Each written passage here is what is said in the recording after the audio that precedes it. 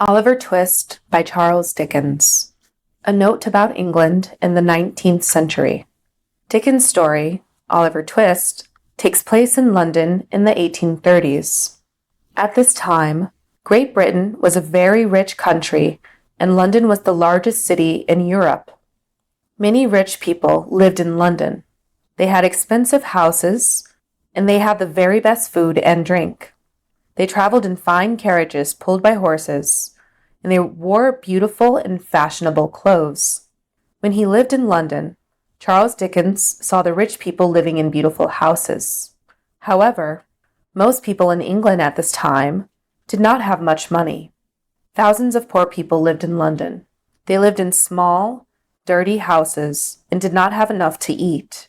They had no work, and many men, women, and children became criminals. At this time, a criminal could be hanged for murdering somebody or for stealing. If somebody was hanged, they had a rope pulled tight around their neck to kill them.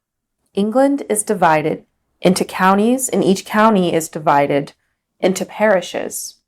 In the 19th century, the officials of the parish had to look after the poor people who did not have homes to live in and food to eat. In the 19th century, a workhouse was built in every parish.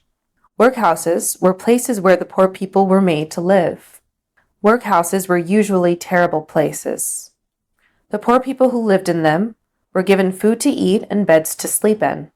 But they were made to work very hard in the workhouses, and the food was very bad. The men in charge of workhouses were called masters. Matrons were the women who helped look after the women and children in the workhouses. Another official who worked for the parish was called the beadle.